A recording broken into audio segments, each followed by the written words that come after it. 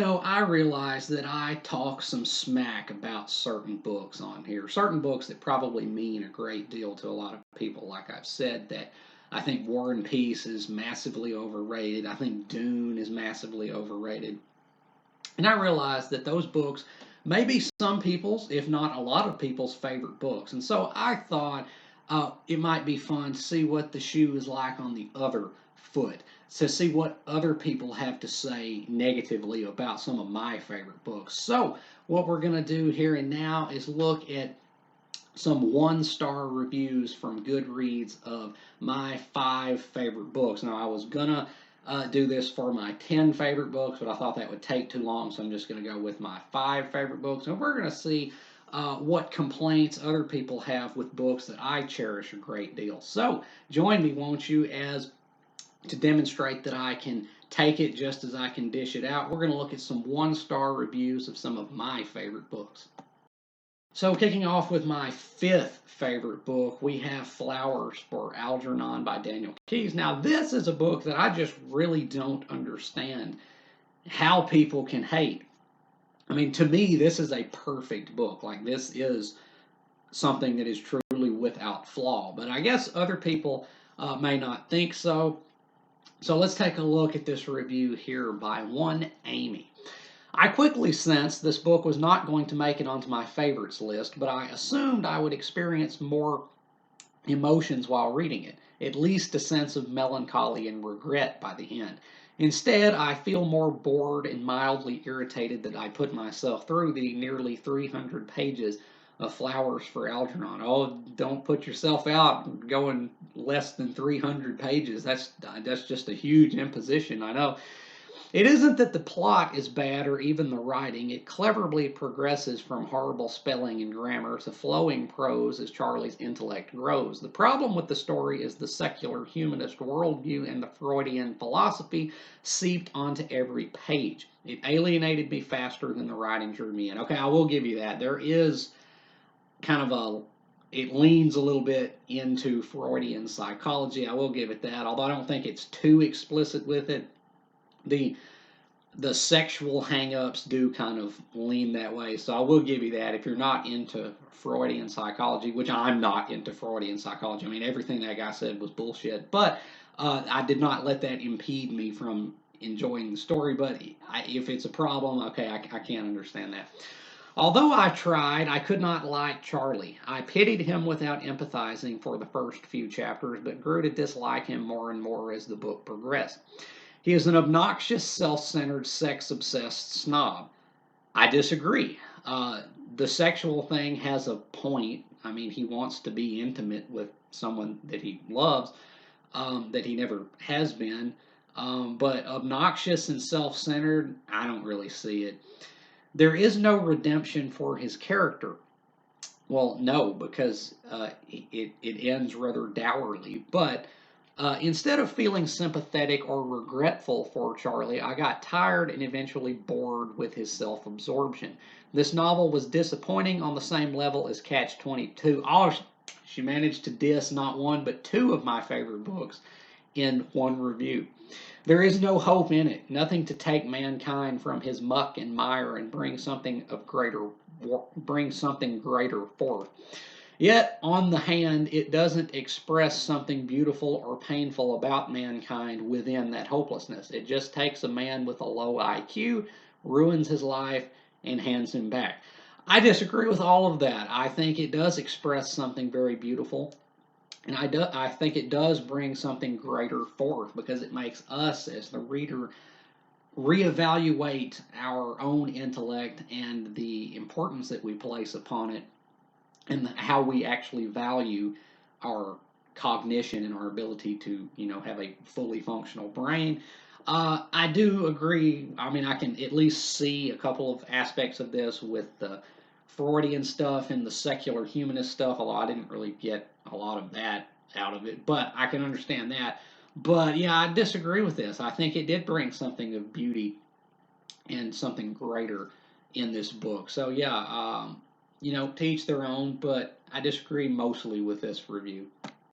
And moving on to my 4th favorite book, which is The Awakening by Kate Chopin.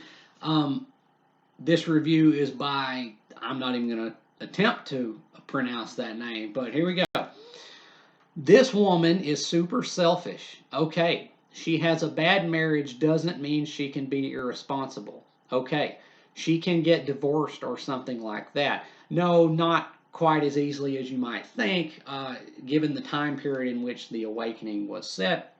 It was often very difficult, if not impossible, for women to obtain a divorce on their own due to the fact that they were at that time legal non-entities in the United States, which means it was often hard for them to claim a share of property or finances in a marriage due to the fact that they weren't really recognized as being able to, earn or own any of that. And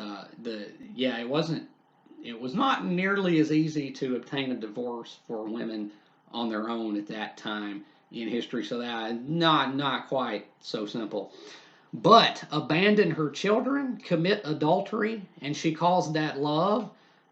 I don't think she ever called it love in the book. I mean, love of herself, which is what the book is about, is her coming to value herself more than the other people in her life, which sounds selfish, but you got to live your life for yourself, which part of why I love the book so much. Then when she couldn't get what she wanted, she drowned herself. OMG, please, what a dumb woman. I don't get why people call this novel an ideal of feminism. I didn't want to, but I tried so hard to finish this book because it was for class, and I just wanted to burn the it. Jeez. I mean, it is a foundational text of what we would consider modern feminism. It shows the ways in which women were, it shows very subtly and very in a nuanced fashion how women were oppressed, not through brute force, but through more of a paternalism and condescension, how women were oppressed in their time period, and also how difficult it could be to strike out on their own due to the fact that they were, as I said, legal non-entities and had very few avenues to pursue their own lives. But I love this book so much because it's about one person coming to terms with their own self and recognizing that they shouldn't sacrifice themselves, should not sacrifice their own life and happiness for those around them. And so, yes, she does commit adultery and abandon her children, but she has a damn good time doing it. And I will always love this book, and I understand the perspective with which this review is written, because obviously we don't usually think of those things as virtues. But in the context of the book, I think it works, or at least it worked for me. So, yeah, I see where you're coming from, but once again, to each their own. And my third favorite book of all time, of course, is Intensity by Dean Koontz. Now, this one I'm not going to fight so hard on because Dean Koontz is not, even saying that this is one of my favorite books, Dean Koontz is not the most defensible author sometimes. Although with this particular book, I think it kind of is, because this is his masterpiece, and actually it's beyond just his masterpiece. It's kind of just a masterpiece, period. But I won't fight so hard with this one because there is a lot you can criticize with Dean Koontz. A lot that I criticize with Dean Koontz. But this book, Intensity, is the one where he hits the most things right. So let's see what Brittany Gibbon had to say about Intensity by Dean Koontz. I will say this, Koontz has an amazing talent. I'm yet to find another author who so consistently takes an amazing premise and manages to royally mess it up. Seriously, it's impressive. Intensity has promise. We start with a break-in, and China, who is the main character of the book, somehow manages to survive while every single other person in the house is murdered. It's tense, and Koontz doesn't shy away from throwing his readers right into the action.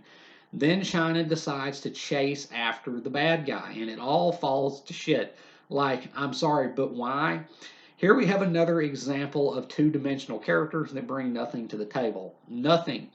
Koontz gives China a traumatic past. Apparently, this is the only trick he has up his sleeve in an attempt to bring depth to his characters and a bit of hero complex that I think is supposed to help us sympathize with her. Now, This person is absolutely 100% correct. The traumatic past, the traumatic childhood, really is Dean Koontz's only trick when it comes to developing characters. The reason why Intensity is a cut above so basically all of his other works is because this is the only time it actually works. Um, Dean Koontz cannot write characters. He can't, or only on the very rarest of occasions, of which this book, Intensity, is one. Only then can Dean Koontz craft a halfway compelling character. But I think it did work in this book because he actually gave China, who is the main character, a real flaw. And that's something that he rarely ever does in um, almost all of his other books. He will not give the main character a serious character defect, but he did in this book because China is actually a very weak character, and she actually has an arc in this book, and that's pretty important because the arc of her character is from survivor to fighter, someone who just tries to get by and keep their head down and not really make any kind of fuss, to someone who has to proactively step up and actually fight to survive and overcome. So I definitely do understand where this person's coming from, and I more than that I agree with it, but just not in this one particular instance because this is the one of the very few times that Dean Koontz's one trick, his one rabbit out of the hat, actually works. It doesn't work, so this person says. I disagree with that in this case, but he gives the antagonist weird, creepy quirks that I think are supposed to make us unnerved by him. It doesn't work. I thought the antagonist was sufficiently menacing in this. I thought he was a pretty good. He filled the role of villain well. Although again, it's not the most nuanced characterization ever. But again, I think it worked in this. And then he sets them on this boring, overly drawn out path to what I'm assuming is a final showdown. I don't know. I gave up. I literally could not have cared less what was happening. And it all just moved way too slowly to even be able to dig in and see it through to the end. I am loath to DNF a book if I'm over halfway through, so I think the most honest review I could write for Intensity is to let you know that after reading 381 pages, I gave up with only 88 left. Yeah, no fault. This book, it's not everyone's cup of tea, I guess. And again, Dean Koontz does have a lot of faults as a writer, but I think this book dodges most of them. The writing in Intensity is actually really good for a mainstream thriller novel. It's kind of literary quality writing. The characters get make it they get where they make it over the line enough to be good enough for me. They're good enough for a Dean Koontz book, at least. And well, yeah, the final showdown may not be the most satisfactory to everybody, but it worked for me. This one I'm not going to fight too hard. Like you can definitely dislike this book if you want. It's just my taste. For me, Intensity is a pretty good book, but I understand and I actually agree with a lot of what this person said. Of course, my second favorite book of all time is Cormac McCarthy's The Passenger, very recent book, and it displaced Blood Meridian, which had been my second favorite book and my favorite book of his for years. But The Passenger, this book has gotten, so far a pretty lukewarm review, which I can understand. But for me, it just scratched in all the right places, and I really loved it. But let's see what Sologden said about The Passenger.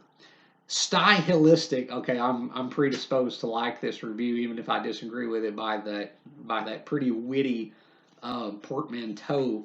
Stylistic. Stylistic swan song that recapitulates the author's previous output. Yes, actually, this book does kind of encompass pretty much everything he'd ever written up to now.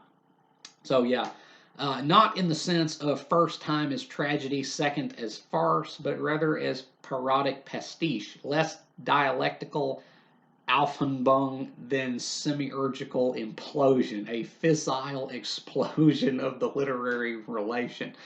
Yes, I love this review, even if I disagree with the 1-star rating. I like the wordplay and the way that he's able to parody Cormac McCarthy's verbosity in this review by just putting these ridiculous words, but you still get what he's saying.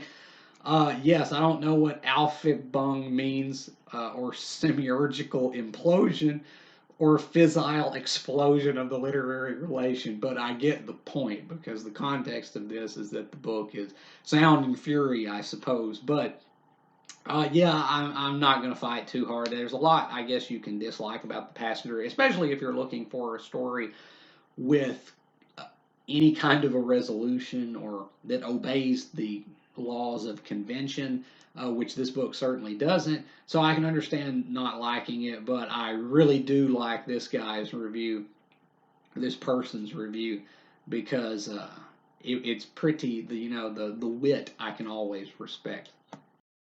And finally, of course, we have my number one favorite book of all time, Mary Shelley's Frankenstein. And let's see what Amy ampersand hashtag X1F929 had to say about Mary Shelley's Frankenstein. This book made me want to go commit die. However, I do stand Miss Mary. She was a bad bitch. Again, I agree with your sentiments. Not that the book made me want to commit die, but that Mary was a bad bitch. Yes. Groundbreaking book in many more than one respect. If it made you want to go commit die, well, you have my sympathies. It did not make me want to go commit die, but I think we can agree on one important thing at least, that Miss Mary, she was a bad bitch because she knocked down some doors. This book is important in a sociological kind of way, as well as a literary type way. So, yeah, I guess we'll have to agree to disagree on the rating, but we can agree at least on the status of the book's author, at least. So, that has been some one-star reviews of my 5 favorite books of all time. And I can see where people are coming from, definitely. That is, after all, one of the best things about literature, is it not? It allows us to gain perspective. And even though I may not ultimately agree with everybody's assessments of certain books, I think we can all agree to disagree. Even though that is quickly becoming a lost art in today's world, I think we can still do so here on BookTube, at least. Can we not? Agree to disagree. Now, what about your favorite books? Have you ever been forced to reevaluate your own standing on a certain book due to somebody else's perspective of it? As well, if you have enjoyed anything that you've seen or heard here today, remember to hit that like button and subscribe. I would really appreciate it. And until next time, peace.